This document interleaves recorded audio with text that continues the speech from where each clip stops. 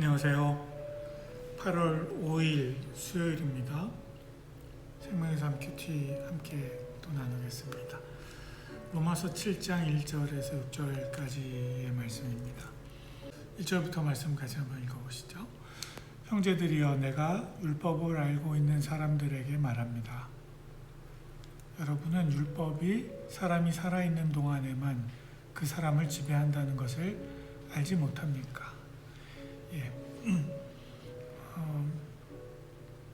다시 한번 권면하는 우리의 정체성이 어떻게 바뀌었는지에 대해서 말씀이 시작을 하는데요. 율법이 뭔지를 설명합니다. 율법은 사람이 살아있는 동안에만 그 사람을 지배하는 그런 효력이 있다는 거죠. 그걸 우리가 알아야 된다는 거죠. 다시 이야기하면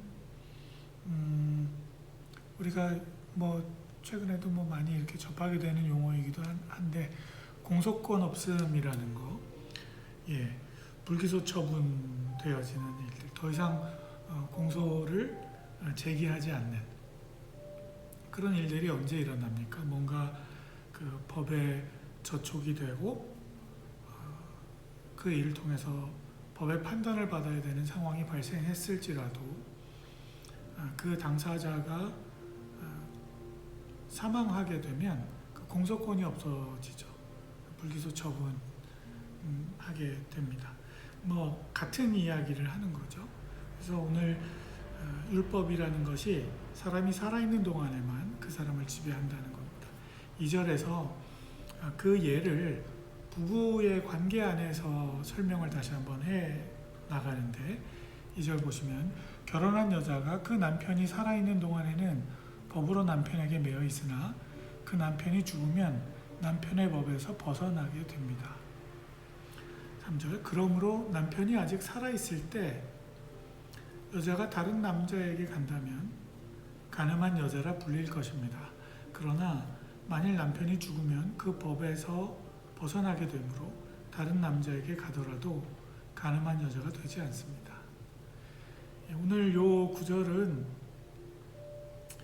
내가 어떻게 간음한 여자가 되지 않을 수 있냐, 그 방법을 설명하고 있는 것이 아니라 법에 대해서 설명하고 있는 겁니다. 율법이라는 것은 그 법의 테두리 안에 적용이 가능한 살아있는 자에 한해서 국한된다는 것.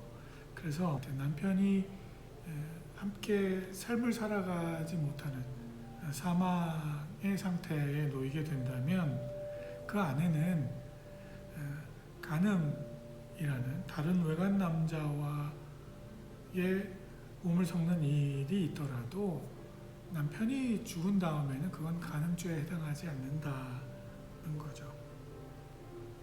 되게 적나라한 예를 하나 들었습니다만, 그래서 다시 우리의 삶으로 적용을 해서 4, 5, 6절 기록이 되어 있는데, 그러므로 내 형제들이여, 여러분도 그리스도의 몸으로 인해 율법에 대해 죽은 자가 됐습니다. 이것은 우리가 다른 분, 곧 죽은 자 가운데서 살아나신 분에게 속해 하나님을 위해 열매를 맺게 하려는 것입니다. 그래서 우리의 삶에도 적용을 하는 거죠. 그리스도의 몸으로 인해 율법에 대해서는 죽은 자가 됐다는 거예요. 이게 무슨 얘기입니까? 예수 그리스도의 그 십자가 죽으심을 통해서 우리가 율법에 대해서 죽은 자가 되었다는 것. 즉 예수 그리스도의 그 몸, 그 십자가의 죽으심이 온 인류를 대신하는 대속의 죽음이라는 것을 이야기하는 거죠. 그래서 우리가 다른 분에 속하게 됐다는 거예요. 죽은 자 가운데서 살아나신 분, 바로 예수 그리스도를 이야기하는 겁니다.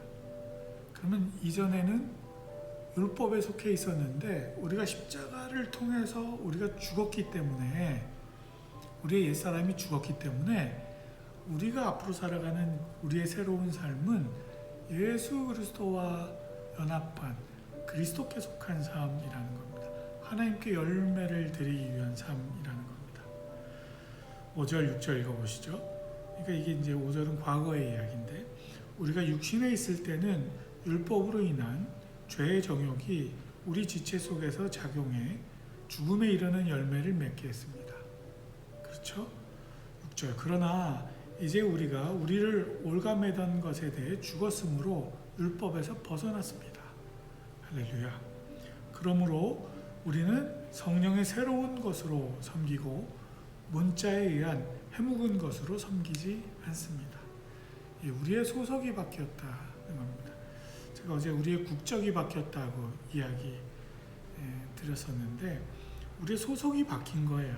그래서 이제는 문자에 의한 해묵은 것에 우리가 종속되어 그것에 섬기지 않고 율법에 귀속되어 있지 않고 예수 그리스도께 속했다는 것을 6절의 말씀에서는 성령의 새로운 것으로 표현을 합니다. 성령의 새로운 것.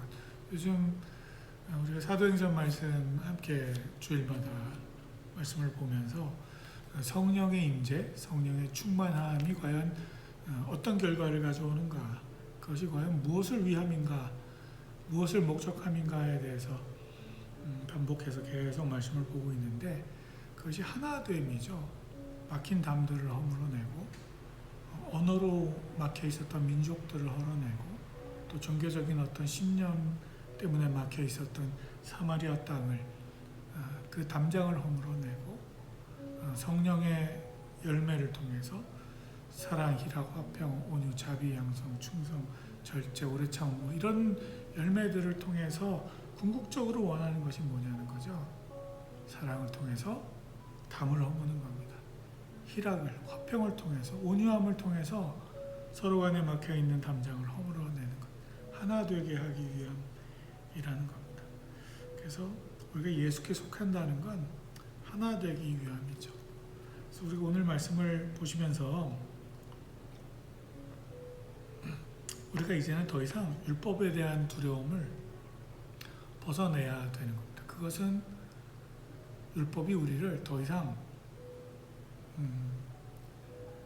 가로막고 우리를 다스리지 못하기 때문이라는 겁니다. 율법에서 벗어난 사람들이라는 겁니다. 율법은 더 이상 우리를 정죄할 수 없다는 것. 이제는 성령의 새로운 것을 섬기는 삶을 살아가야 된다는 것. 예. 제가 요즘 사회복지학 이제 마지막 학기인데요. 실습 기간을 보내고 있습니다. 그래서 말씀 깊이 나누는 것도 사실은 제가 좀 더 좀 노력하고 섬겨드려야 되는데 좀 서두르는 경향이 있죠. 근데 실습을 나가서 클라이언트들 식사도 도와드리고 또 뭐 양치하는 거 도와드리고 음식 준비도 하고 뭐 이러면서 많은 생각을 하게 됩니다. 그동안 목회자로 목사로 사랑하자고 함께 돕고 섬기자고 하면서도 실제로는 뭐 말로만 또 뭐 어떤 교육 과정을 통해서만 주장할 뿐이지 제가 그렇게 하는 일들이 많지 않잖아요. 몸으로 경험하고 또 땀 흘려 헌신하면서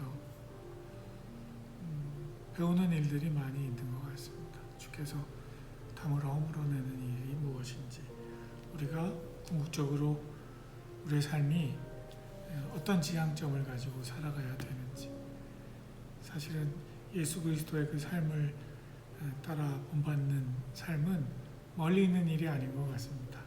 저와 여러분의 삶 가운데 주변들을 먼저 살피시고 우리가 좀 가로막고 있었던 그런 담장들이 있었다면 오늘 말씀을 대하면서 좀 다시 그 담장을 걷어내고 그래서 성령의 새로운 것으로 우리의 삶을 채워나가는 그런 하나됨의 역사, 은혜들이 우리의 삶의 영역들을 조금 더 넓혀갈 수 있도록 그런 하루 되셨으면 좋겠습니다.